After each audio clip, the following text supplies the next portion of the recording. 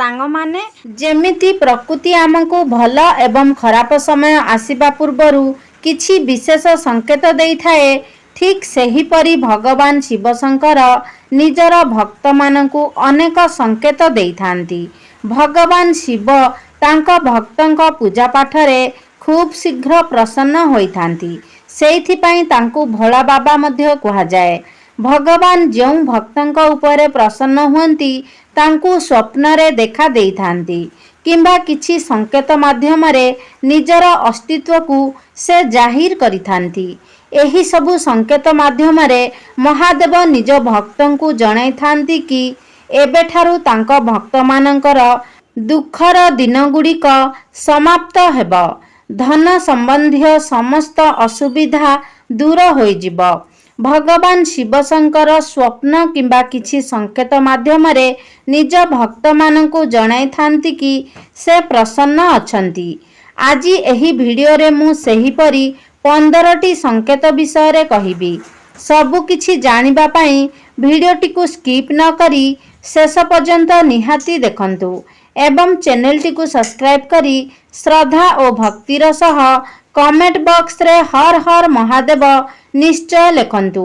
सांग माने जदि श्रावण मासरे आपणंकु एही 15टी संकेत मध्यरु किछि भी संकेत मिलुअछि तेबे बुझी जांतु जे महादेव आपणंक सांगरे अछंती एवं से आपणंक पूजा पाठरे प्रसन्न अछंती। सांग माने ए वर्ष 11 जुलाई ठारू श्रावण मास आरंभ होई 9 अगस्त को श्रावण मास समाप्त हेब।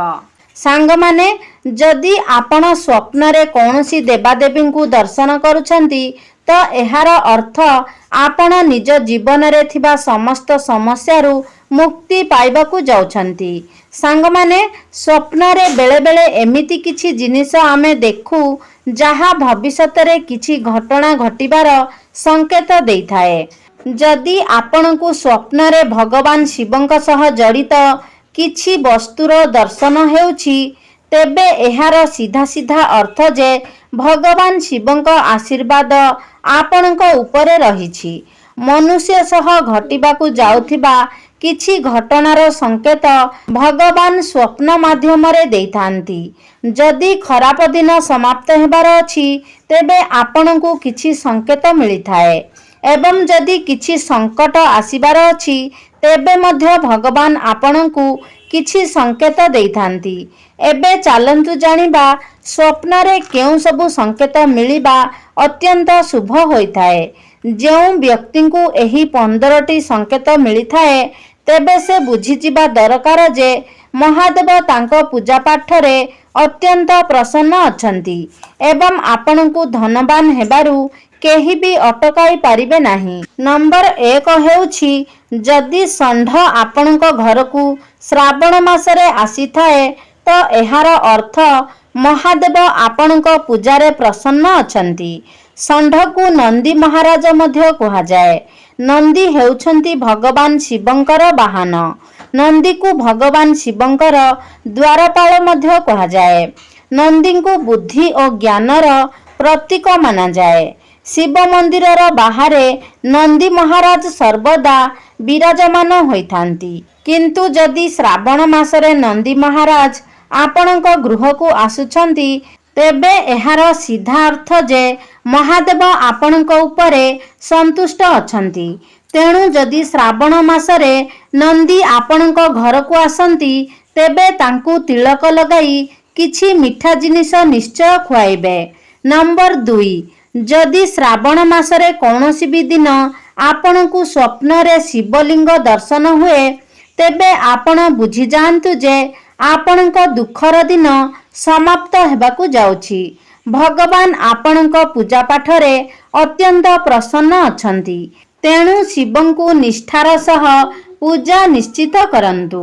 नंबर 3 जदि श्रावण मासरे हठात आपणक घरे कला रंगर साप बाहारे तो एहार अर्थ महादेव स्वयं आपणकू दर्शन देबाकू आसीछंती।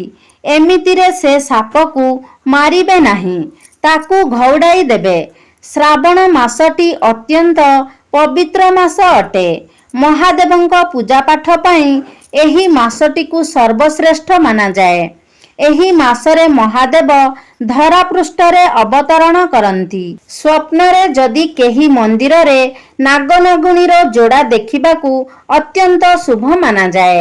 ଏହାର ଅର୍ଥ ଶିବ ଆପଣଙ୍କ ଉପରେ ପ୍ରସନ୍ନ ଅଛନ୍ତି। ଏହା ବ୍ୟତୀତ ଯଦି ଶ୍ରାବଣ ମାସରେ ଆପଣଙ୍କ ଗୃହରେ ଚାତକ ପଶି ଆସି ବସେ ତେବେ ଏହା ମଧ୍ୟ ଶୁଭ ସଂକେତ ଅଟେ। କୁହାଯାଏ ଯେ ଏହି ପକ୍ଷୀକୁ ଦେଖି ସାରିବା ପରେ ହିଁ ଶ୍ରୀରାମ ରାବଣଙ୍କୁ ପରାସ୍ତ କରିଥିଲେ। ନମ୍ବର 5 ହେଉଛି ଯଦି ଶ୍ରାବଣ ମାସରେ ସକାଳୁ ସକାଳୁ ଆପଣଙ୍କୁ ଡମ୍ବୁରୁ କିମ୍ବା ଘଣ୍ଟିର ଶବ୍ଦ ଶୁଣାଯାଏ ତେବେ ଏହାକୁ ମଧ୍ୟ ଅତ୍ୟନ୍ତ ଶୁଭ ମାନାଯାଏ। ଏହାର ଅର୍ଥ ଭଗବାନ ଶିବ ଆପଣଙ୍କ ଉପରେ ପ୍ରସନ୍ନ ଅଛନ୍ତି ଏବଂ ଖୁବ୍ ଶୀଘ୍ର ଆପଣଙ୍କ ଦୁଃଖର ଦିନଗୁଡ଼ିକ ସମାପ୍ତ ହେବାକୁ ଯାଉଛି। ନମ୍ବର 6 ଯଦି ଶ୍ରାବଣ ମାସରେ ସ୍ୱପ୍ନରେ ଆପଣ ଶିବଲିଙ୍ଗ ଦେଖୁଛନ୍ତି ତେବେ ବୁଝିଯାଆନ୍ତୁ ମହାଦେବ ଆପଣଙ୍କ ଉପରେ ପ୍ରସନ୍ନ ଅଛନ୍ତି। ସ୍ୱପ୍ନରେ ଧଳା ରଙ୍ଗର ଶିବଲିଙ୍ଗ ଦର୍ଶନ କରିବାକୁ ଅତ୍ୟନ୍ତ ଶୁଭ ମାନାଯାଏ। ଧଳା ରଙ୍ଗ ଶାନ୍ତି ଓ ଆଧ୍ୟାତ୍ମିକର ପ୍ରତୀକ ଅଟେ। ଏହାର ଅର୍ଥ ଆପଣ ଆର୍ଥିକ ଉନ୍ନତି କରିବା ସହ ଆଧ୍ୟାତ୍ମିକ ଉନ୍ନତି ମଧ୍ୟ କରିବେ। ଏହାର ଅର୍ଥ ମହାଦେବ ଆପଣଙ୍କ ଉପରେ ପ୍ରସନ୍ନ ଅଛନ୍ତି। ଆଗକୁ ଆପଣଙ୍କୁ ସମସ୍ତ କାର୍ଯ୍ୟକ୍ଷେତ୍ରରେ ସଫଳତା ନିଶ୍ଚିତ ପ୍ରାପ୍ତ ହେବ। ସ୍ୱପ୍ନରେ ଶିବଲିଙ୍ଗ ଦେଖିବା ଅର୍ଥ ଆପଣଙ୍କ ଜୀବନରେ ଥିବା ସମସ୍ତ ସମସ୍ୟା ଗୁଡ଼ିକ ଖୁବ୍ ଶୀଘ୍ର ଅନ୍ତ ହେବାକୁ ଯାଉଛି। ଯଦି ଆପଣଙ୍କୁ ସ୍ୱପ୍ନରେ ଶିବଲିଙ୍ଗର ଦର୍ଶନ ହେଉଛି ତେବେ ଆପଣ ପୂଜାପାଠ କରିବା ସହ ଶିବଙ୍କ ମନ୍ତ୍ରକୁ ମଧ୍ୟ ନିଶ୍ଚିତ ଜପ କରନ୍ତୁ। ନମ୍ବର 7 ହେଉଛି ସ୍ୱପ୍ନରେ ଭସ୍ମ ଅର୍ଥାତ୍ ପାଉଁଶ ଦେଖିବା। ଭସ୍ମର ସ୍ୱପ୍ନ ଦେଖିବାକୁ ଶୁଭ ମାନାଯାଏ। ଭସ୍ମକୁ ମହାଦେବ ନିଜ ଅଙ୍ଗରେ ଲଗାଇଥାନ୍ତି। ଏହାର ଅଛନ୍ତି ଆପଣଙ୍କ ଜୀବନର କଷ୍ଟ ଯନ୍ତ୍ରଣା ଖୁବ୍ ଶୀଘ୍ର ଦୂର ହେବ। ନମ୍ବର 8 ହେଉଛି ମାଛର ସ୍ୱପ୍ନ। ଯଦି ଶ୍ରାବଣ ମାସରେ ଜଳରେ ପହଁରୁଥିବା ମାଛକୁ ଆପଣ ସ୍ୱପ୍ନରେ ଦେଖୁଛନ୍ତି ତ ଏହାକୁ ଅତ୍ୟନ୍ତ ଶୁଭ ବୋଲି କୁହାଯାଏ। ଏହି ସ୍ୱପ୍ନ ଅର୍ଥ ଆପଣଙ୍କ ଜୀବନ ବଦଳିବାକୁ ଯାଉଛି। ଆପଣଙ୍କ ବନ୍ଦ ଭାଗ୍ୟର ତାଲା ଖୋଲିବାକୁ ଯାଉଛି। ଦୁର୍ଭାଗ୍ୟ ସୌଭାଗ୍ୟରେ ବଦଳିବାକୁ ଯାଉଛି। ମାଛର ପହଁରିବା ଦେଖିବା ଧନ ଆଗମନର ସଂକେତ ଅଟେ। ନମ୍ବର 9 ହେଉଛି ସ୍ୱପ୍ନରେ ମହାଦେବଙ୍କୁ ତାଣ୍ଡବ କରିବାର ଦେଖିବା। ଏହା ଆପଣଙ୍କ ପାଇଁ ଶୁଭ ନୁହେଁ। ଏହି ସ୍ୱପ୍ନ ଅଶୁଭ ଅଟେ। ଏହାର ଅର୍ଥ ଆପଣଙ୍କ ଉପରେ କୌଣସି ବିପଦ ଆସିବାକୁ ଯାଉଛି। ଶତ୍ରୁ ସମ୍ବନ୍ଧୀୟ କିମ୍ବା ବାଦ ବିବାଦ ସମ୍ବନ୍ଧୀୟ ବିପଦର ଆପଣ ସାମ୍ନା କରିପାରନ୍ତି। ଏହାର ଅନ୍ୟ ଏକ ଅର୍ଥ ହେଉଛି ଆପଣ ଏମିତି କିଛି ଭୁଲ କରିଛନ୍ତି ଯେଉଁଥିପାଇଁ କି ମହାଦେବ ଆପଣଙ୍କ ଉପରେ କ୍ରୋଧିତ ଅଛନ୍ତି। ଯଦି ଆପଣ ଏହି ସ୍ୱପ୍ନ ଦେଖୁଛନ୍ତି ତେବେ ନିଶ୍ଚିତ ହିଁ ଶିବ ମନ୍ଦିରକୁ ଯାଇ ଶିବଙ୍କୁ ପୂଜା କରନ୍ତୁ ଏବଂ ମହାଦେବଙ୍କୁ କ୍ଷମା ପ୍ରାର୍ଥନା କରନ୍ତୁ। ନମ୍ବର 11 ହେଉଛି ଯଦି ଆପଣ ସ୍ୱପ୍ନରେ ଶିବ ମନ୍ଦିର ଦେଖନ୍ତି ତେବେ ଏହା ଅତ୍ୟନ୍ତ ଶୁଭ ସଂକେତ ଅଟେ। ଆପଣଙ୍କ ପୂଜାରେ ମହାଦେବ ସନ୍ତୁଷ୍ଟ ଅଛନ୍ତି। ଖୁବ୍ ଶୀଘ୍ର ଆପଣଙ୍କର ସମସ୍ତ ମନୋକାମନା ପୂର୍ଣ୍ଣ ହେବ। ନମ୍ବର 12 ହେଉଛି ସ୍ୱପ୍ନରେ ନନ୍ଦୀ ମହାରାଜଙ୍କୁ ଦେଖିବା। ଏହା ମଧ୍ୟ ଏକ ଶୁଭ ସଂକେତ ଅଟେ। ଏହାର ଅର୍ଥ ଖୁବ୍ ଶୀଘ୍ର ଆପଣଙ୍କର ମନୋକାମନା ପୂରା ହେବ ଏବଂ ଆପଣଙ୍କର ଆର୍ଥିକ ସ୍ଥିତି ମଧ୍ୟ ମଜବୁତ ହେବ। ନମ୍ବର 13 ହେଉଛି ସ୍ୱପ୍ନରେ ତ୍ରିଶୂଳ ଏବଂ ରୁଦ୍ରାକ୍ଷ ଦେଖିବା। ଏହା ମଧ୍ୟ ଅତ୍ୟନ୍ତ ଶୁଭ ସଂକେତ ଅଟେ। ନମ୍ବର 14 ସ୍ୱପ୍ନରେ ଗଙ୍ଗା ନଦୀ ଦେଖିବା ମଧ୍ୟ ଅତ୍ୟନ୍ତ ଶୁଭ ଅଟେ। ଏହାର ଅର୍ଥ ମହାଦେବ ଆପଣଙ୍କ ଉପରେ ପ୍ରସନ୍ନ ଅଛନ୍ତି। ମହାଦେବଙ୍କ ଜଟାରୁ ତ ଗଙ୍ଗା ବାହାରିଛି ବୋଲି ସମସ୍ତେ ଜାଣନ୍ତି। ନମ୍ବର 15 ହେଉଛି ସ୍ୱପ୍ନରେ କୌଣସି ସାଧୁ ସନ୍ଥକୁ ଦେଖିବା। ସ୍ୱପ୍ନରେ କୌଣସି ସାଧୁସନ୍ଥକୁ ଦେଖିବା ମଧ୍ୟ ମହାଦେବଙ୍କୁ ଦର୍ଶନ କରିବା ସହ ସମାନ। କାରଣ ମହାଦେବ ସାଧୁସନ୍ଥଙ୍କ ଛଦ୍ମବେଶରେ ତାଙ୍କ ଭକ୍ତକୁ ଦେଖା ଦିଅନ୍ତି।